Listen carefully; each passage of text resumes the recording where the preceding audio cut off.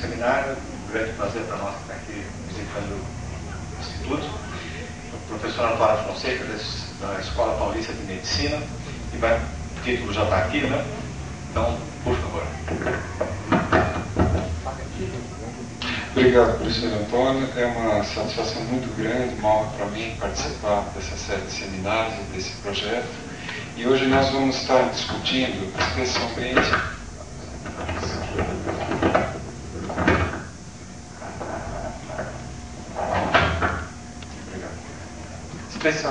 aspectos relacionados à aterosclerose, desde a sua importância epidemiológica, alguns dos principais fatores de risco, como que ele atuam sobre as lipoproteínas e como promovem os desfechos cardiovasculares.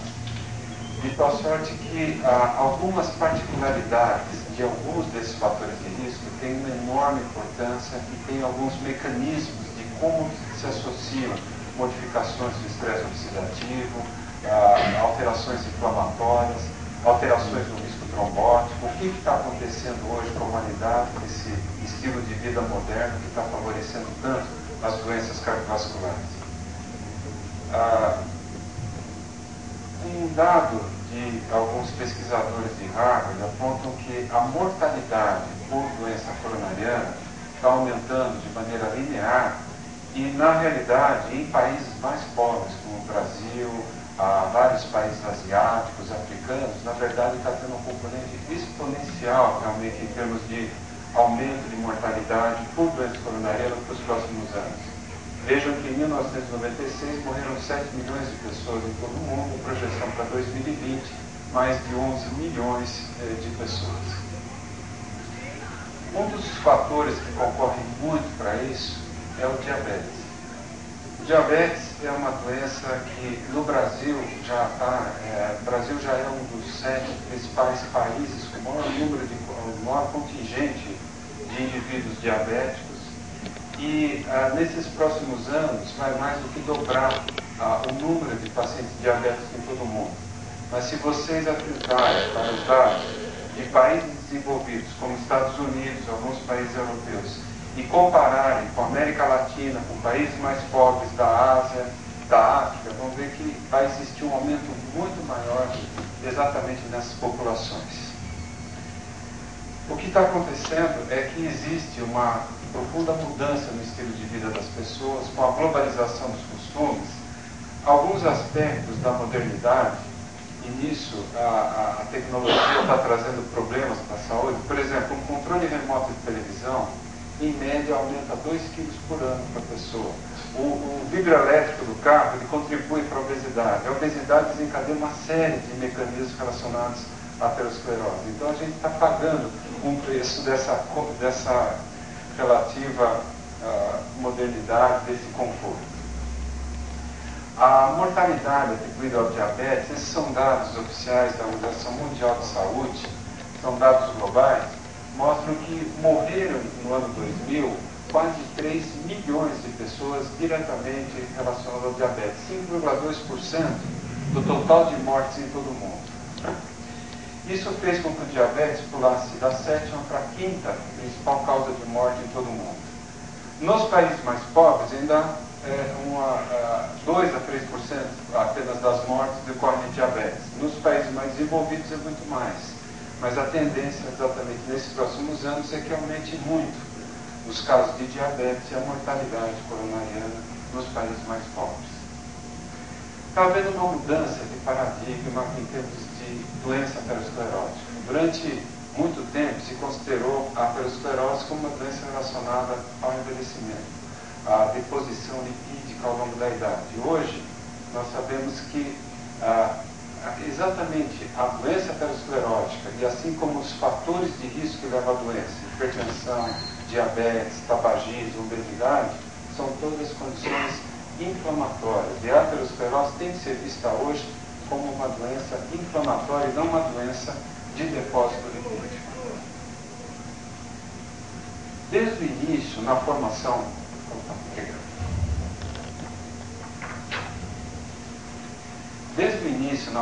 da placa, condições como o aumento dos níveis de colesterol, o aumento da glicemia, presença do tabagismo, o estresse hemodinâmico associado à hipertensão.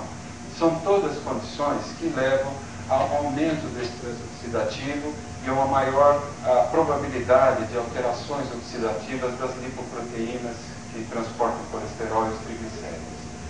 Dessas, a principal é a LDL. A LDL pode sofrer pequenas modificações no plasma, ela penetra na íntima da artéria, pode sofrer modificações adicionais, mas ainda de pequena monta, pode deixar a parede vascular, pode entrar novamente, mas chega um momento em que as alterações estruturais são de tal magnitude, principalmente a presença de cargas negativas na superfície da lipoproteína, que a mantém ligada à rede de protoglicanos, e uma vez retida na rede de protoglicanos, na dependência dos fatores de risco, do nível de estresse oxidativo presente, vão haver modificações adicionais que vão chegar ao momento que não só o componente lipídico, mas também o componente proteico está profundamente alterado. Essa partícula acaba suscitando toda uma resposta inflamatória, recrutamento de monócitos que se diferenciam num outro tipo de célula, que é o macrófago, passam a expressar receptores de forma a captar essas partículas modificadas e vai se formando nessas células, que são os macrófagos, a presença de grandes lagos lipídicos por inclusão de lipoproteínas LDL, principalmente modificadas. Chega um momento em que ocorre também a apoptose dessas células, ocorre a presença de um conteúdo lipídico extracelular, isso desencadeia maior quantidade de respostas inflamatórias, recrutamento de outras células, linfócitos, mastócitos, passam a participar e começam a produzir substâncias que levam à desestabilização da placa formada. Começa a haver digestão de matriz, começa a haver inibição das células musculares lisas que migraram para a íntima, deixam de produzir colágeno, deixam de produzir tecido elástico e começa a haver a maior chance de ruptura da placa. Então, quando a gente tem a ruptura e tem a trombose local, essas células também presentes, quanto maior o conteúdo inflamatório, também está associado a maior trombogenicidade local, então nós temos condições para os eventos coronarianos, para os eventos em qualquer território vascular. Ou seja, desde o início, quando o primeiro monócito está entrando à íntima, até a complicação, a aterosclerose é uma doença inflamatória.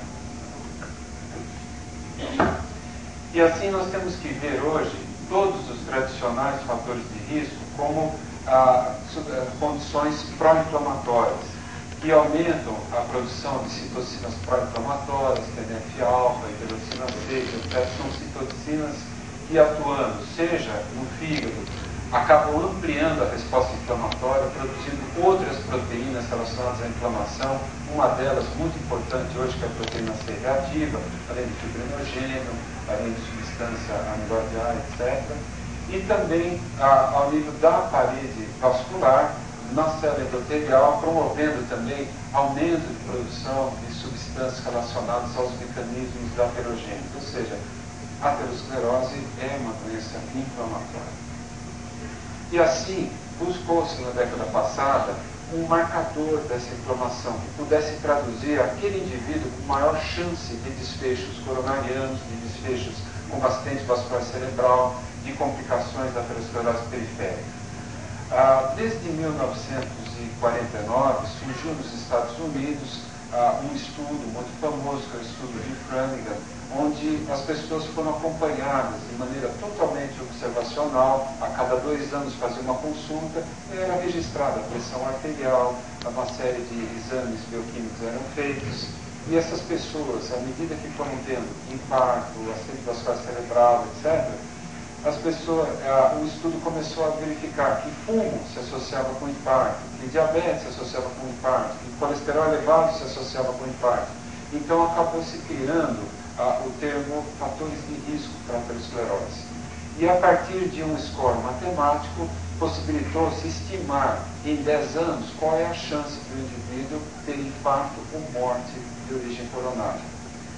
Um dos scores mais famosos do mundo é o score de Framingham, mas vejam que em qualquer nível do score de Framingham, essa é a projeção de morte ou infarto para 10 anos, quando a atividade inflamatória está aumentada por uma proteína C reativa, aumenta, ou agrega valor prognóstico para desfechos cardiovasculares. E mesmo para qualquer faixa de LDL e colesterol, também acrescenta um valor prognóstico. Então, a inflamação é uma coisa importante. Um estudo realizado na Escócia entre homens hipercolesterolêmicos, o estudo West of Scotland, o estudo WOSCOPS, houve uma publicação mais recente onde categorizaram indivíduos que tinham a chamada síndrome metabólica. Síndrome metabólica é definido como aquele indivíduo que tinha obesidade visceral, hipertensão, aumento de triglicérides, redução de HDL, ou que tinha também uma glicemia de jejum alterada. Esses pacientes, eles, quando tinham 3 desses 5 critérios, eram chamados como tendo síndrome metabólica. E, logicamente, vários estudos já haviam mostrado que a presença da síndrome metabólica aumentava a chance de eventos coronarianos. Mas, quando a gente tinha proteína C reativa também aumentava muito mais nesses pacientes a chance de desfechos cardiovasculares. Quando não havia síndrome metabólica e a atividade inflamatória estava aumentada, tinha um risco intermediário, semelhante à ausência da síndrome metabólica com atividade inflamatória aumentada. E, finalmente, a faixa de menor risco é quando não tinha esses fatores de risco e também não se conseguia demonstrar a presença de inflamação pela proteína C reativa. Uma outra forma de ver é que os pacientes diabéticos, quando têm atividade inflamatória aumentada, têm maior risco de desfechos cardiovasculares. Da mesma forma, os pacientes com síndrome metabólica e mesmo aqueles pacientes que não têm nenhuma dessas duas condições. Mais recentemente, estudou-se essa questão de inflamação também em pacientes que desenvolveram síndromes coronarianas agudas. Quem teve infarto, quem teve angina estável, e foi tratado com estatinas, medicamentos redutores de colesterol. Os autores observaram que no período de 2 anos, um tratamento mais agressivo, que era obtido uma redução de LDL e colesterol mais evidente com a atorvastatina 80, em relação a um tratamento tradicional com pravastatina 40 mg, havia um benefício ao redor de 16% na redução de novos desfechos coronarianos e também de acidente vascular cerebral. Mas numa publicação posterior, a Dr. Paul Whitaker de Harvard mostrou que se eu tivesse não apenas uma redução de LDL, mas uma redução da proteína C reativa, eu teria um benefício igual ao que tivesse o LDL. E se eu tivesse as duas condições, LDL baixo e proteína C reativa baixa, eu teria melhor sobrevida livre de desfechos cardiovasculares. Ou seja, temos que controlar não apenas o colesterol, mas também a inflamação.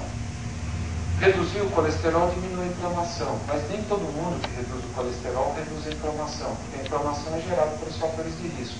Se eu tenho obesidade, que não controlo, se eu sou um fumante que continua a fumar, se eu sou diabético e não controlo adequadamente minha glicemia, se eu sou hipertenso e não controlo a pressão arterial, eu vou ter condições mantendo essa inflamação e reduzindo simplesmente o fato de eu ter um controle de colesterol adequado. Então é preciso um esforço muito maior para haver uma mudança real na história natural da doença aterosclerótica. Do ponto de vista anatômico, isso também foi comprovado. Aqui uma cinecoronariografia mostrando a artéria descendente anterior. Na cinecoronariografia não se percebe, nesse caso, não se percebia nenhuma obstrução coronária, mas quando se colocava um catéter de ultrassom que permitia ver toda a parede vascular, ficava evidenciado que mesmo em segmentos praticamente livres de doença, havia a presença importante de placas, ateromas presentes aqui, presentes de maneira mais nítida aqui.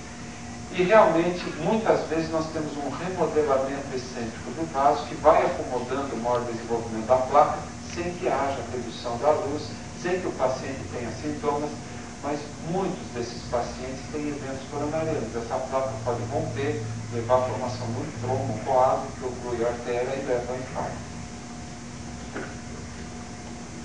Analisando os dados de um estudo bastante importante do ponto de vista de redução com estatinas no nível de colesterol, e vendo o que acontecia comparando o ultrassom no basal e depois de um período de 18 meses, esses autores verificaram que se o colesterol e se a proteína C reativa ficavam acima da mediana de 500 pacientes que foram analisados nesse estudo, havia progressão anatômica da aterosclerose. Se eu conseguisse reduzir abaixo da mediana o nível de LDL, mas a proteína C reativa ficava alta, eu não tinha um benefício, mas era parcial. Da mesma forma que se o colesterol ficasse elevado e eu só cuidasse de diminuir a inflamação, ainda assim eu tinha uma redução, mas não era uma redução muito expressiva. Eu tinha uma redução melhor se eu conseguisse as duas coisas, reduzir o colesterol e também a atividade inflamatória. Hoje em dia, uma das coisas mais frequentes que nós estamos tendo, e maior crescimento, é a obesidade. Cada vez mais nós temos o computador, nós temos o automóvel, nós temos todas as comodidades da vida moderna e começa a ver cada vez mais a obesidade. Os amantes da paramedicina, eles acham que há 300 mil anos, quando surgiu o Homo sapiens, foi havendo uma evolução genética que tornou a sobrevivência humana possível graças ao desenvolvimento de alguns sistemas. Sistemas, por exemplo, como o sistema renina-angiotensina, o sistema endocannabinoide, porque numa época em que havia privação de alimentos, de água, de sal, se nós conseguíssemos reter mais sal e água, se nós conseguíssemos reter mais energia, isso garantia a nossa sobrevivência. O que ocorre é que, na condição atual, nós estamos com esses sistemas superativos e, na verdade, nós temos comida industrializada o tempo todo, nós não fazemos exercício nenhum, nós temos água e sal à vontade. Isso está havendo uma total desadaptação ao sistema que foi evoluindo geneticamente durante muito tempo. 99% da existência do homem, o homem vivia em pequenos grupos, caçando, com grande atividade física, alimentos naturais bastante diversificados. E isso é uma das razões que nós temos hoje a obesidade, né? E a obesidade, esse é um magnífico artigo de revisão do Dr. Bernardo Léo Wachenberg, onde ele mostra claramente que, na verdade, a obesidade também não é uma deposição só de gordura. A obesidade visceral é um verdadeiro órgão endócrino, que produz uma série de substâncias também relacionadas à aterosclerose. O adipócito, ele produz várias substâncias inflamatórias, ele ativa o sistema renina-angiotensina. Quando eu tenho uma obesidade visceral importante, eu começo a ter resistência à insulina, e mesmo quando eu me alimento, eu continuo a ter mobilização de ácidos graxos, não tem mais como inibir a lipose. Esses ácidos graxos circulando vão estimular no fígado, por exemplo, um aumento de produção de glicose. Os ácidos graxos, aumento de produção de glicose no pâncreas, vão aumentar a produção de insulina. A insulina e a mobilização de ácidos graxos vão ativar o sistema nervoso simpático. Ativando o sistema nervoso simpático, eu começo a ter hipertensão, começo a ter retenção de sódio e água. Isso também porque a insulina começa a ter uma modificação na sua via de sinalização celular. Eu começo a ter também, pela resistência à insulina, distúrbios do metabolismo lipídico relacionado a níveis mais baixos de HDL, níveis aumentados de VLDL, de triglicérides, porque essa mobilização de ácidos graxos no fígado acaba tendo estímulos tanto para a síntese de colesterol, como para a reesterificação desses ácidos graxos que migraram para o fígado e serem transportados como VLDL. Então eu tenho vários distúrbios sendo presentes simplesmente pela condição de obesidade. Obesidade também, o tecido adiposo produz substâncias que comprometem a chance que o organismo tem de dissolver um coágulo. A atividade fibrinolítica, por aumento do inibidor do ativador do plasminogênio, que é a substância PAI-1, compromete a capacidade endógena de visão no tronco, então aumenta o risco trombótico. Como produz uma série de citocinas inflamatórias, no fígado aumenta a produção também de proteínas de fase aguda tipo fibrinogênio, aumenta de novo, maior risco trombótico eu estou tendo. Eu começo a ter disfunção endotelial, contribui para a hipertensão, contribui para o risco trombótico, contribui para a aterosclerose. Ou seja, existe toda uma constelação de mecanismos relacionados primariamente também com a obesidade. Alguns autores, entre eles o Dr. Scott Goody, que é presidente da International Atherosclerosis Society, pessoa extremamente respeitada, ele considera que a obesidade é a base desses distúrbios metabólicos metabólico realmente. E com a obesidade nós temos esses mecanismos de aumento do estresse oxidativo, de atividade inflamatória, de risco trombótico, de hipertensão, de disglicemia, depois de diabetes. E assim, com esses fatores de risco incidindo, isso é claro que está presente na síndrome metabólica.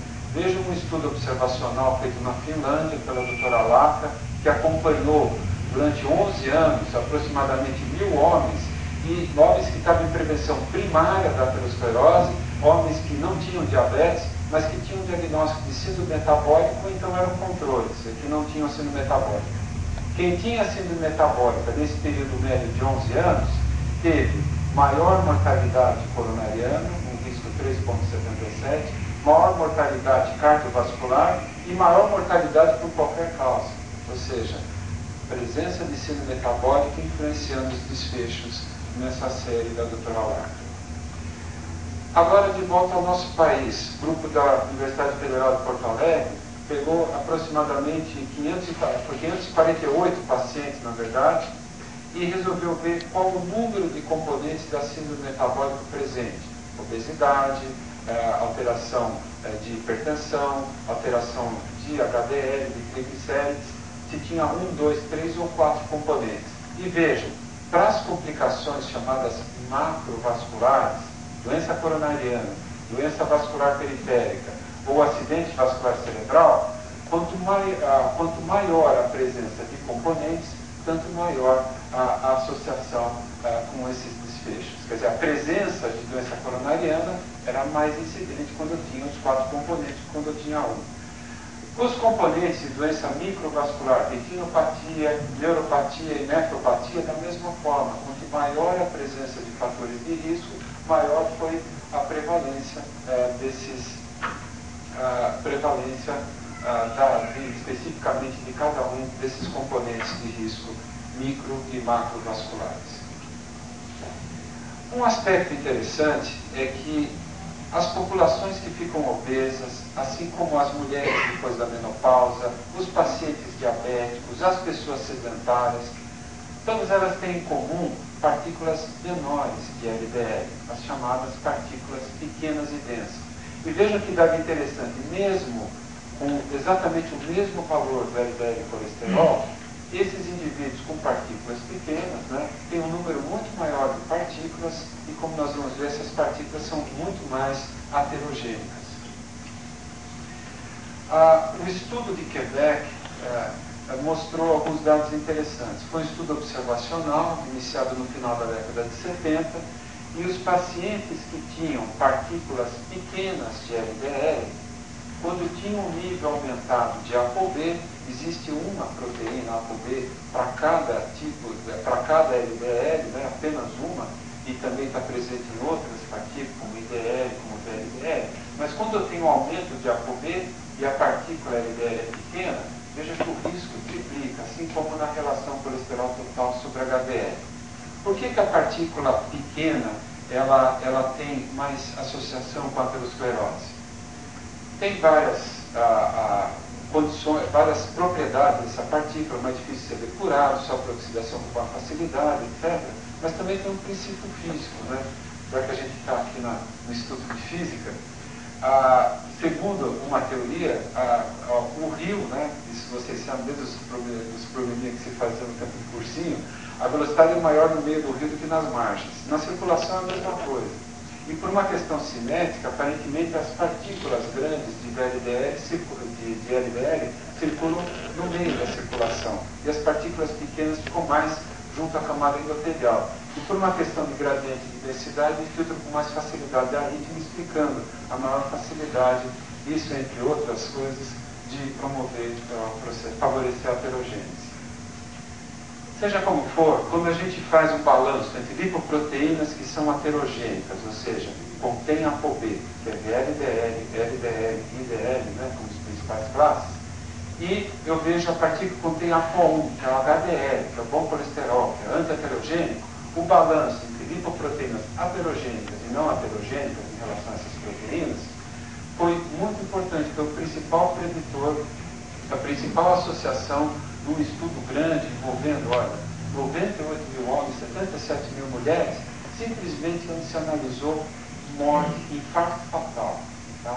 E seja para homem, seja para mulher, quanto maior essa relação, ou seja, maior presença de lipoproteínas aterogênicas, representando por menor presença de HDL, tanto maior o risco de morte por infarto do miocárdio.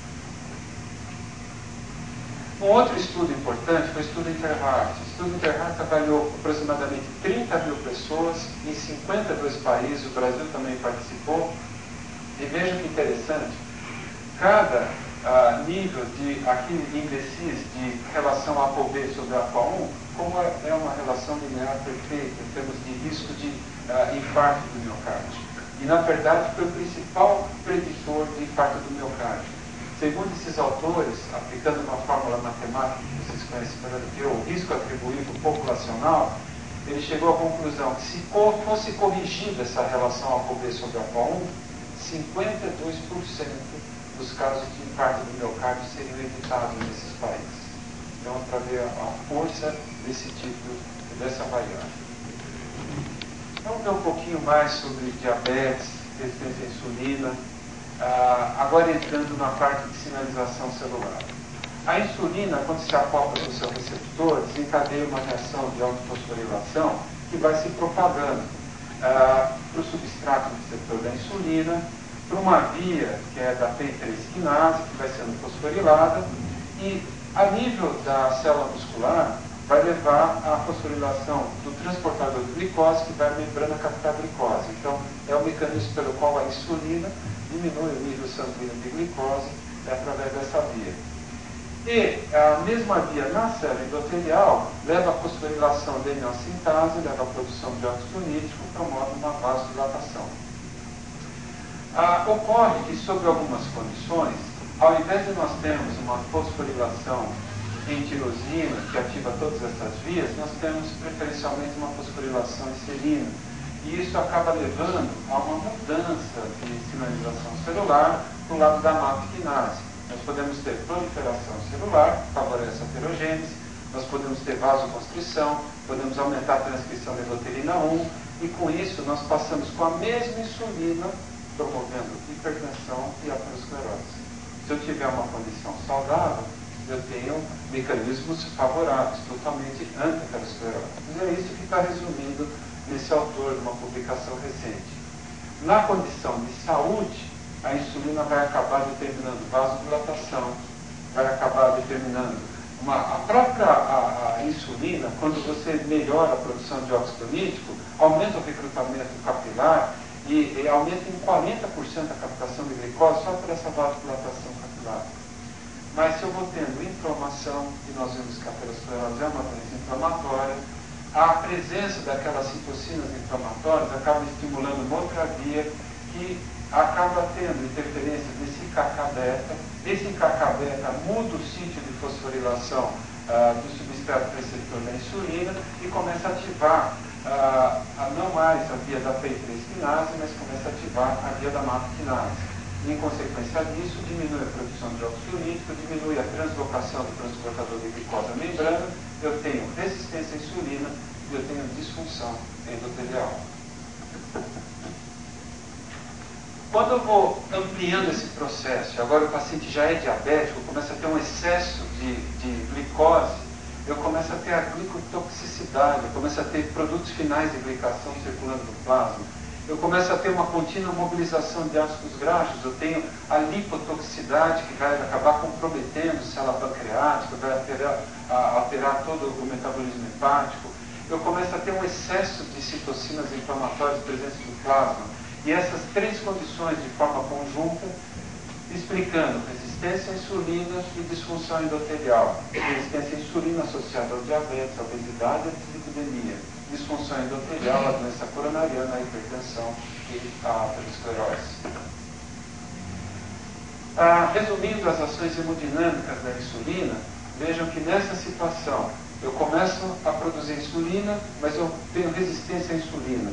E por aqueles mecanismos que eu citei, eu começo a ter um aumento da produção de insulina.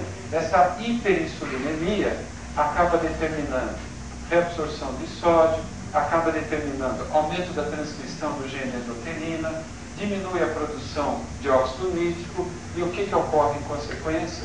É um fenótipo pró-hipertensivo. Em resumo, quando nós temos todos esses fatores ambientais muito presentes no homem moderno, e são aliados a isso uma herança genética desfavorável, nem todo mundo que é obeso se torna diabético, mas quando você não consegue ter, por uma herança de uma série de genes, favorecem uma dificuldade em se opor a essa condição, genes que favorecem a obesidade, genes que favorecem uma resposta diminuída, até uma falência mais precoce de célula pancreática, eu vou tendo todas essas condições. Então, vasoconstrição, inflamação, trombose, aterosclerose acelerada, e aí os distúrbios finais, a doença coronariana, o acidente vascular cerebral, a hipertensão, a insuficiência cardíaca crônica e a insuficiência vascular periférica. Existem alguns modelos experimentais, por exemplo, do rato SHR, um rato espontaneamente hipertenso, que mimetiza esses aspectos vistos sobre a insulina e a ativação da maquinase. Na verdade, esses animais, eles expressam muito a endotelina 1, a via de ativação da maquinase, e tem disfunção endotelial com menor expressão de disponibilidade de óxido nítrico. E, com isso, eles precocemente se tornam hipertensos, têm hiperinsulinemia, têm aumento da endotelina, diminui a adiponectina, que também é uma citocina extremamente importante relacionada à resistência à insulina. Quando cai o nível da adiponectina, aumenta a resistência à insulina e diminui e causa também a disfunção endotelial. E tem surgido medicamentos como os agonistas de receptores nucleares da classe PPAR-gama, que são capazes de melhorar esse balanço de ações para que a insulina, mesmo no SHR, passe a ter uma melhor produção, melhor ativação de P3-quinase e diminua a ativação da MAP-quinase e com menor expressão endoterinal. Na verdade, quando a gente tem a obesidade, nós começamos a descrever a resistência à insulina, nós temos em paralelo uma ativação do sistema renina-angiotensina, nós temos essa mobilização de ácidos graxos, nós temos o aumento dessas citocinas inflamatórias, e tardiamente nós vamos ter diabetes, hipertensão, aterosclerose, doença renal em estágio final. Mas durante muito tempo, nós vamos ter um indivíduo com resistência à insulina, um indivíduo que tem uma chamada tríade lipídica com níveis baixos de HDL, níveis aumentados de triglicérides, partículas de pequena evidência de LDL. Nós começamos a ter o aparecimento da hipertensão arterial, nós temos um desbalanço ou um comprometimento da hemostasia, nós começamos a ter um excesso de inflamação, o estresse oxidativo presente e a microalbuminúria. E nessa fase é extremamente importante uma atuação de fármacos ou de estilo de vida que vise evitar as complicações tardias da aterosclerose.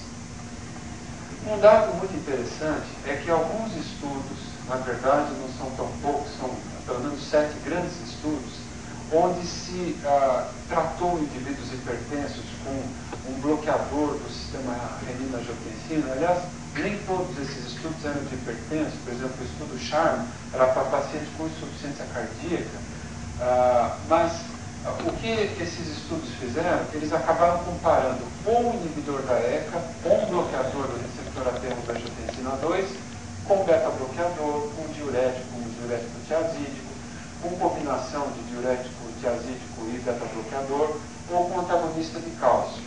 E esses autores verificaram que, surpreendentemente, havia uma importante redução de novos casos de diabetes. Hoje nós sabemos que esses pacientes, isso na verdade é uma das teorias para explicar esses achados, em muitos desses pacientes nós temos uma ativação do sistema renina-angiotensina que leva ao aumento da atividade inflamatória e que modifica aquela cascata que eu já falei para vocês, de sinalização da insulina para o seu receptor até a translocação desse transportador de glicose para captar a glicose. Então, quando eu aumento a atividade inflamatória, muda o ciclo de fosforilação, deixa essa via ativada. Então, então causa resistência à insulina. E nesses estudos, os autores acreditam que ao bloquear o sistema renina-angiotensina, eu diminuo a atividade inflamatória e acabo favorecendo a melhor sensibilidade à insulina. E além disso, como essas substâncias melhoram a função endotelial, aumenta o recrutamento capilar e a oportunidade tanto da insulina atuar no seu receptor, como da glicose ser captada pelo transportador. Além disso, algumas dessas substâncias são também agonistas parciais de uma família de receptores nucleares chamada pipargama, e atuam com uma série de genes que também reduzem a resistência à insulina, contribuindo de uma outra forma para esses achados. Mas dados também atuais, muito interessantes, mostram que no modelo de um rato que se torna espontaneamente diabético, né, o rato Zucker, autores verificaram que na evolução desses animais existe uma destruição das células beta-pancreáticas, do local de produção da insulina, e há uma substituição por tecido matricial, por colágeno.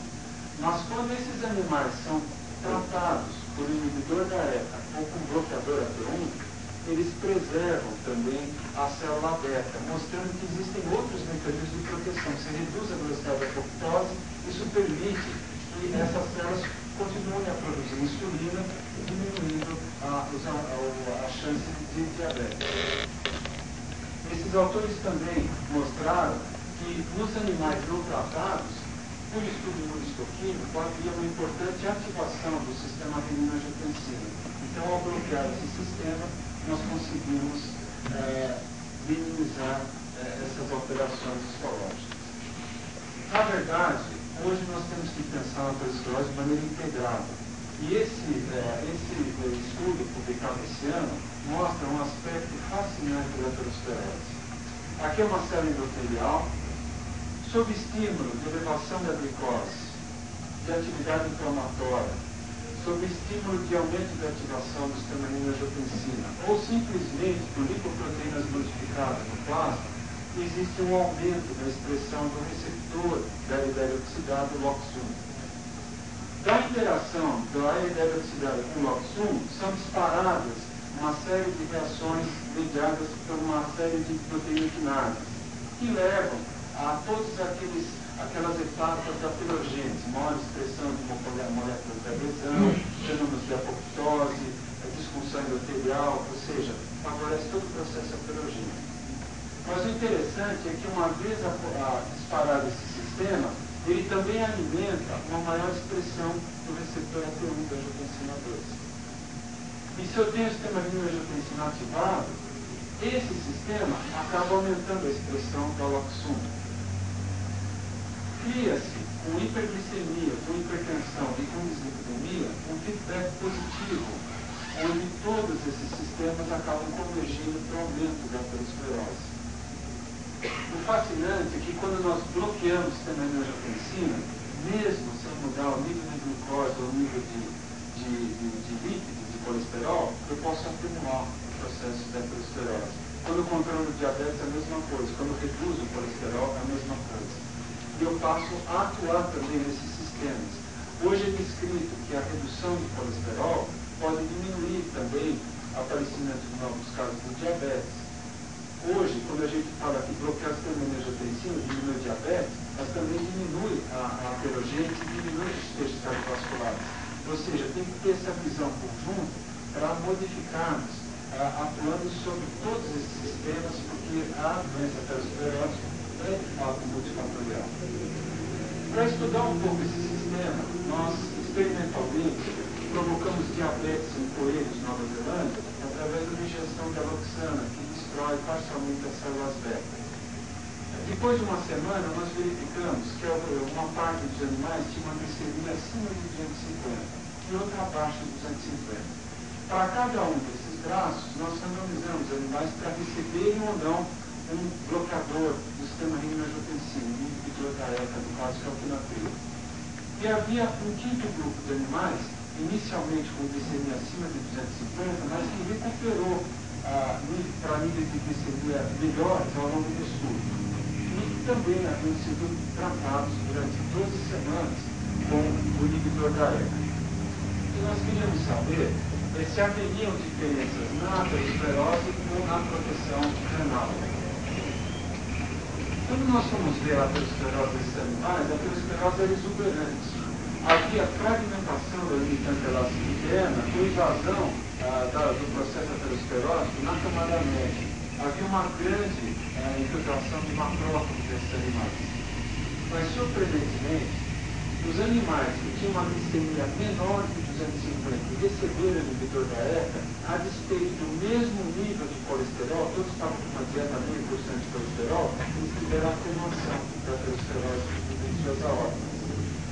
Por outro lado, nos animais com glicemia acima de 250, nenhum benefício foi visto pelo bloqueio do sistema immunoangiotensina, ou seja, o benefício pleno de bloquear o sistema immunoangiotensina parece depender também de um melhor controle da glicemia.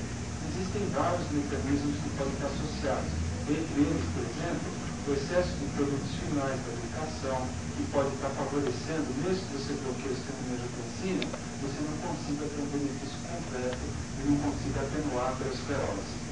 Mas e do ponto de vista de nephroproteção, o que a gente encontrou? Aqui são glomérulos renais, e olha que interessante, nos animais que não receberam o inibidor da ECA, todos eles tinham o mesmo nível de colesterol, né? Aqui, eles tinham um nível de glicemia acima de 250, e aqui, abaixo de 250. Não receberam o inibidor da ECA, em marrom, nós temos os macrófagos, existe atividade inflamatória bastante expressiva. Entretanto, os animais que receberam o inibidor da ECA foi nítida a diminuição da atividade inflamatória, da infiltração de macrófagos. Ou seja, mesmo para aqueles que têm uma glicemia aumentada, não controlada, o bloqueio do sistema immunoangiotensina acabou protegendo de uma lesão renal maior.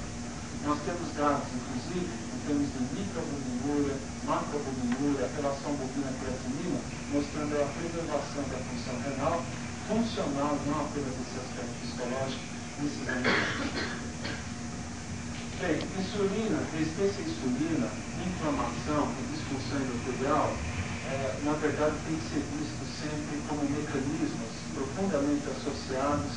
O estresse oxidativo é a base de tudo, mas realmente o que favorece são esses mecanismos que levam realmente ao desequilíbrio no estresse oxidativo.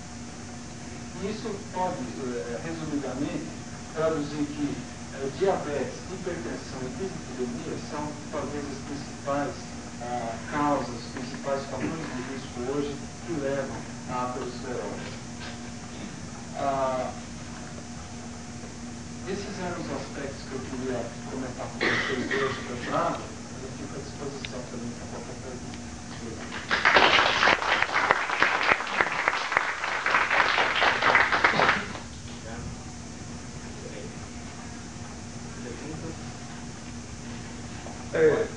Eu vejo que é muito comum o pessoal recomendar um paliativo, o uso de aspirina.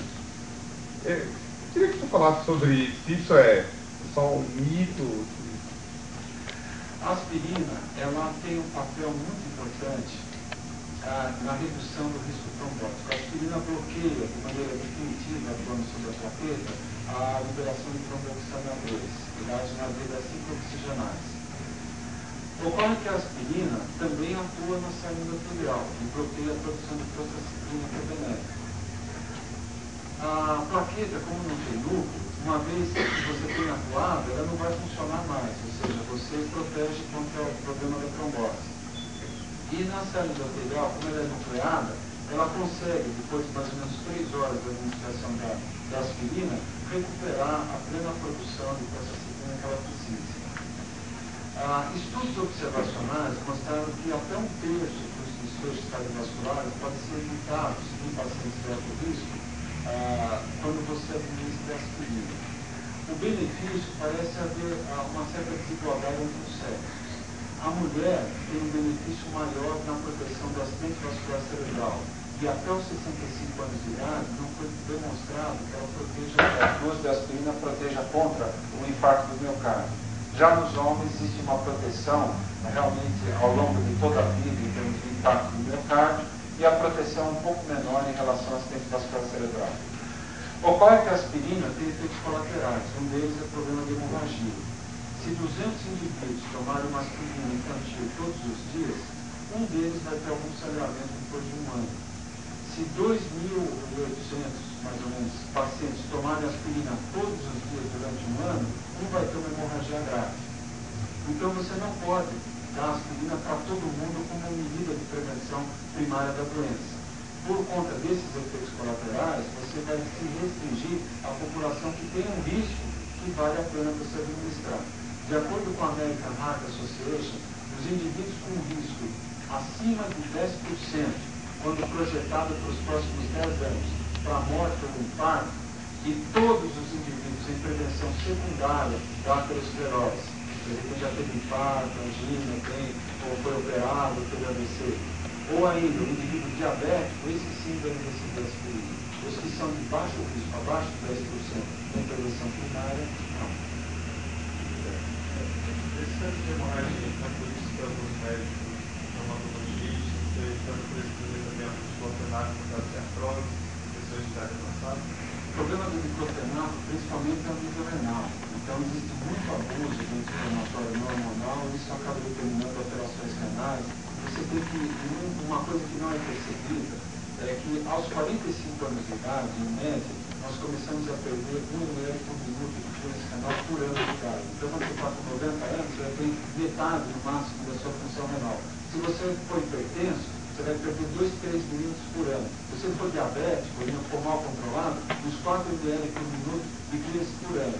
Ou seja, em 15 anos, 20 anos, o indivíduo que não for bem controlado, ele está com o rim deteriorado. Quem é que tem dores crônicas, reumáticas, etc.? A pessoa idosa. E essa pessoa idosa, muitas vezes, ela tem uma dosagem de creatinina, 1,4, 1,3, que o médico acha que está bom, mas se ele fizer o clearance, ou se ele estimar, existem palmas para estimar o clearance, vai ver que ele está já com um comprometimento muitas vezes moderado da função renal. E se ele ficar administrando de maneira intermitente ou contínua esses anti-inflamatórios, pode piorar muito a função renal e além do problema de com novas classes de anti-inflamatórios que têm se resolvido, mas a parte renal ainda é uma preocupação. Quais as substâncias do cigarro que são mais nocivas? Quais são mais importantes? Olha, existem alguns estudos, a maioria dos estudos são com a nicotina, né? E existem estudos com o cigarro como um todo, né? O Dr. Heitor Moreno, que é farmacologista da Unicamp, ele estudou em modelos de estudos de função endotelial da veia dorsal da mão, ele estudou o papel do fumo. E é muito interessante que o indivíduo que fuma, durante 24 horas, ele tem disfunção. Ele fumou qualquer quantidade de cigarro, 24 horas ele tem disfunção. Se ele parar 24 horas, melhora a função endotelial. 24 horas é melhor. Do ponto de vista epidemiológico, o indivíduo que para de fumar, em um ano, reduz em 50% o excesso de risco que ele tem para acidente vascular cerebral. Em 5 anos, ele reduz quase 60% do excesso de risco que ele tem para a doença coronariana. O fumo ele tem vários mecanismos relacionados à aterosclerose. O fumo compromete a capacidade de remoção de colesterol dos tecidos, do transporte reverso. Existe um colega nosso do Rio Grande do Sul, Emílio Moriguchi, que fez um trabalho mostrando que o fumo interferia com a atividade de uma enzima chamada ERICAT, que faz a esterificação do colesterol livre que sai do tecido periférico para partículas de HDL. Então, quem fuma, um dos motivos é que tem realmente esse comprometimento do transporte reverso. Existem várias outras alterações, o estresse oxidativo que favorece as placas, muitas vezes esse indivíduo, além de fumar, é sedentário, dificilmente o grande atleta é fumante, né? Não só que esse indivíduo, então é um problema muito comum. Eu estava pensando como título do inflamação da Frantugia fala que o inflamação e o humor do indicador. Se nós temos uma lesão, nós temos uma inflamação, gerando esse placas, estamos muito. Um detalhe importante da inflamação é que a proteína C reativa, por exemplo, ela é capaz de medir a atividade inflamatória grave presente nas artérias a técnica de alta sensibilidade, é possível detectar uma atividade inflamatória baixa, e essa já é relacionada com o desenvolvimento da aterosclerose. Mas, dentro do que o Dr. Magnus apontou, por exemplo, o indivíduo que tem lúpus, ele tem uma doença inflamatória. Hoje em dia, o tratamento do lúpus faz com que se viva muito tempo. E as mulheres, por exemplo, que têm lúpus, estão morrendo de doença coronariana. Comparando a mulher lúpica em relação à mulher não lúpica, o aumento de doença coronária é de 40 vezes. Se você pegar na terceira década de vida e fizer um ultrassom de carótida, vai ter especialmente. Então, muitas pacientes que têm doenças inflamatórias, artrite reumatoide, por exemplo, têm uma alta probabilidade de ter também doença aterosclerótica avançada. E precisa não só do reumatologista, mas do cardiologista também, porque precisa de tratamento e muitas vezes tratamento agressivo. Por outro lado, substâncias que combatem a aterosclerose, como as estatinas, estão sendo utilizadas para complementar o tratamento de doenças inflamatórias como a artrite reumatoide, atuando como anti-inflamatórios. Porque quando você, por exemplo, dá essa substância para uma pessoa, uma parte da estrutura molecular da estatina tem um grupamento molecular semelhante a HMG-CoA. Por ser semelhante a HMG-CoA, acaba se ligando à enzima HMG-CoA redutase, impedindo a cadeia de síntese do colesterol. Uma das substâncias intermediárias é o farnesilpirofosfato. E esse farnesilpirofosfato atinge uma série de pequenas proteínas que regulam a transcrição de vários genes. Por isso, quando você dá uma estatina, você tem ação anti-inflamatória, antitrombótica, melhora a função endotelial e interferir em algumas proteínas de sinalização celular. Outro detalhe, indivíduos que tomam a vacina da gripe nos Estados Unidos diminuíram os ataques cardíacos, porque possivelmente você diminui a exposição a infecções e você com isso também diminui a chance de aterosclerose. Se a aterosclerose tem uma etiologia bacteriana, viral, etc., como foi postulado, isso não está muito claro, mas sem dúvida a inflamação que ocorre com esses processos acabam tendo interferências em alguns processos que favorecem a aterogênese e a desestabilização do diabo. Essa seria a minha segunda pergunta, porque eu já teria essa hipótese do adaptação, do remédio do colesterol, durante a evolução humana.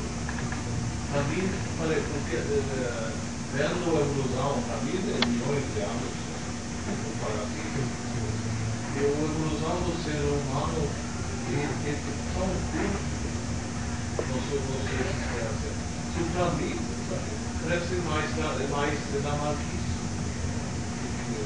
Porque a realidade, vendo, vamos ver há 100 mil anos atrás, que foi o Viga Néria, 20 anos, que quem não sobreviveu foi tudo que não viveu. Eu não sei se consigo a adaptação, para mim fica muito mais dramático da certeza. Por exemplo, se a gente acredita que a gente deriva dos australopithecus, por exemplo, tem 2 milhões de anos. O Homo sapiens, caracterizado mais ou menos de 300 mil anos atrás. O cultivo de alimentos começou só há 11 mil anos, a atividade de agricultura na humanidade, 11 mil anos. A revolução industrial é um passado recentíssimo, né? Então, o automóvel, a televisão, eu acho que a mudança do estilo de vida do século XX para todo o resto é fundamental, né? Há 100 e poucos anos atrás, a gente andava a cavalo, teve a universidade, a cavalo, sem automóvel, então eu acho que a gente teve toda uma evolução genética, a gente está despreparado para isso. Mesmo que no ideal, certo? Sí, você falou que existe um marcador do risco que é a proteína C reactiva. Geralmente quando a gente vai a um médico pede fazer um check-up para ver a situação, só mede a quantidade de colesterol, triglicerídeos. Tem como solicitar, por exemplo, que faça uma avaliação disso para... Um dos poucos países que conseguiu reduzir a mortalidade cardiovascular nesses últimos anos, nos Estados Unidos, se você comparar a mortalidade abaixo de 75 anos de causa cardiovascular 2000 em relação a 1990, diminuiu um pouco nos Estados Unidos. Só que o custo, só para tratamento da doença cardiovascular, é de 400 bilhões de dólares anuais. Você tem que empregar a proteína C reativa dentro de certos critérios. Você não vai pedir para todo mundo, porque você vai, o valor que você faz a nível laboratorial é para ter uma intervenção. Se você reconhece que você é de baixo risco, você não é hipertenso, não é diabético, não é fumante, enfim, etc., você tem apenas um fator de risco eventualmente, eu não preciso nem fazer um score com o teste de Frank, eu sei que você tem um risco menor de 10%, não tem sentido fazer uma dosagem de proteína C reativa, porque mesmo que ela venha elevada, eu não vou passar medicamento para você. Se o indivíduo é de alto risco, ele teve impacto, resposta de satélite, etc., eu não preciso pedir proteína C reativa, porque eu já vou tratar intensivamente ele. Eu vou pedir proteína C reativa porque tem um risco intermediário.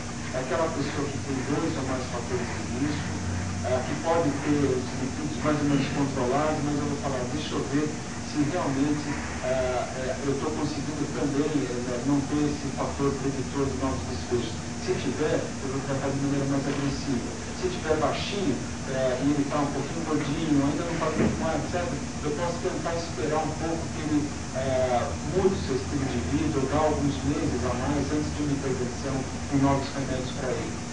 E aí, nesse de risco intermediário, se a proteína C reativa está elevada, aí eu sou mais agressivo. Então, nessa faixa do paciente, mas não para todo mundo, a gente tem que pesar tudo que a gente vai fazer com o paciente, não deixar de fazer aquilo que é necessário. Mas, por exemplo, surgiu um estudo da angiotomografia com score de cálcio, maravilhoso.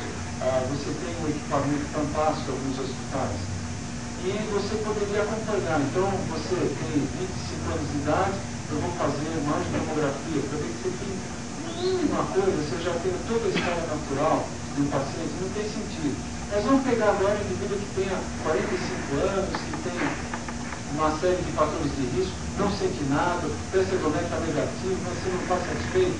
Uma vez fazer o exame, é até válido para orientar, olha, vamos ver que estágio anatômico está a sua arteriosclerose, para ser mais ou menos agressivo, ou tem uma história familiar, alguma coisa assim. Mas tem pessoas que fazem todos os anos isso.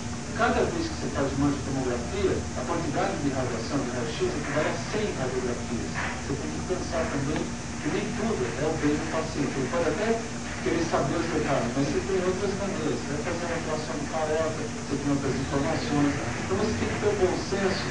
Primeiro, não onerar demais a investigação desse paciente. E aquilo que você pedir, efetivamente, você utilizar uma conduta médica.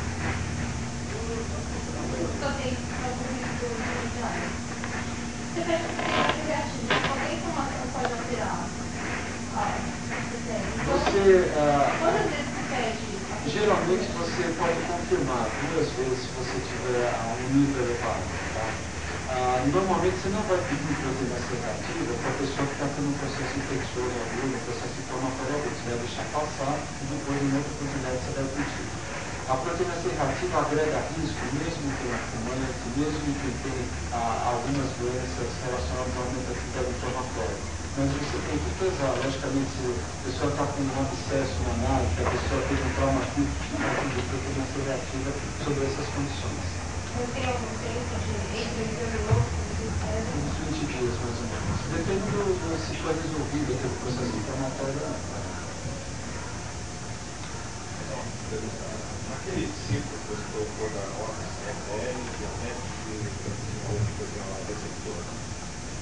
quais são o que faz a IgL se oxidar no vírus?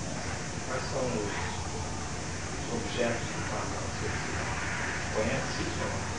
A gente tem estudos experimentais, né, que mostram a exposição à metade de transição, levando esses processos oxidativos que nem muita gente não aceita que isso seja o que acontece em vivo realmente.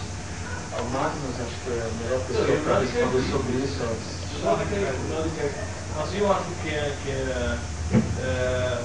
não é só um processo oxidativo, eu acho que é um processo onde também o LDL vai ser modificado por outros mecanismos, adipose, lá tem bastante enzimas. Se você tem um LDL levemente modificado, é muito fácil imaginar que essa partícula pode ser atacada pela enzima. Se nós temos uma reação imunológica, um dos primeiros componentes que chega lá no sítio de inflamação fatores do comprimento que então, esse conceito, não só ele mais negativo, eu acho que também é possível que esse oxidação vai ver o tamanho do partícula. A impressão fica mais heterogêneo, mais fácil entrar A impressão que eu tenho é que você tem modificações que você detecta, geralmente num grau não muito importante, na circulação. E quando está muito alterado, já vai ser depurada rapidamente aquela lipoproteína. E muitas das modificações principais acabam ocorrendo na última, né?